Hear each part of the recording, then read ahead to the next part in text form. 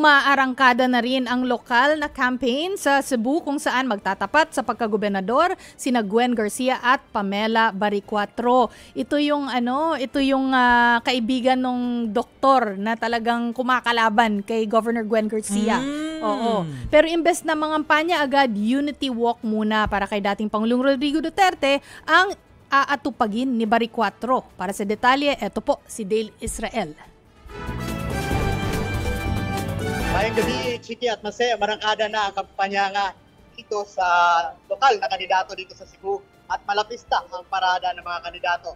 Unang stop natin ay sinulan ang kampanya dito sa misa sa Cebu Metropolitan Cathedral ang magkatugaling si District Mayor Mike Rama at incumbent Mayor Raymond Garcia sa magkasunod na oras. Pagkatapos ng misa ay nagparada din si Garcia patungo sa City Hall. Si Rama naman ay sinimulan ang kampanya noong ating gabi sa isang manyanita para sa birthday ni former President Rodrigo Duterte. Si incumbent Councilor Nestor Archibal naman ay tatakbong alkalde at nagdaos din ng isang misa sa Guadalupe Church kasama si former Mayor Atamis Peña at natatakbo bilang Vice Mayor niya.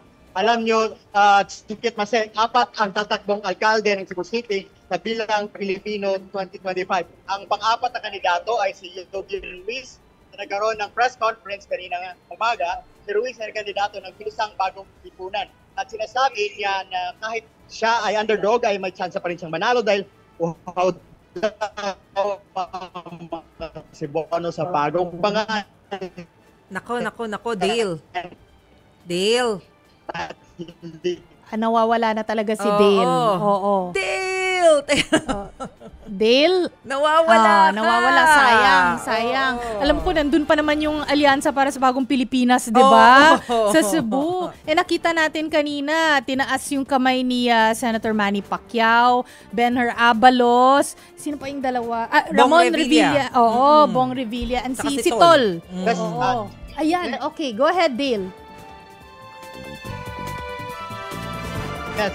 Sinasabi ko nga kasi at Chiki sa Cebu Province, naglibot si Governor Gwen Garcia sa mga 10 bayan sa South. Simulan niya ang kampanya din sa isa sa siyang misa sa Parili, ang hometown ng kanyang ama na dating Governor na si Papi Garcia. Sumama sa kampanya ang ilang senatorial candidates kasama si Manny Pacquiao, Benhur Abalos, at incumbent Senators Francis Tolentino at Bong Revilla Jr. Ngayong araw ay may programa naman si Garcia at ang One Cebu Party or ngayong gabi sa Dumanhog na siyang hometown naman ng gobernadora. Ang kalaban ni Garcia na si Pamela Baricuatro ay hindi nagsimula ng kampanya dahil nasama siya sa isang unity walk para kay former President Rodrigo Duterte. Andito tayo ngayon sa bayan ng Consolacion, Cebu para sa isang proclamation rally ng mga kandidato sa PDP laban sa pangunguna ng tumatakbong alkalde na si Bingol Villo. Siya rin ang isa sa mga kandidato na gustong pauwiin na si former President Duterte sa Pilipinas. Endorso sila ni Duterte bago ito dinakip ng ICC. Yung mga supporters nila ay mga supporters din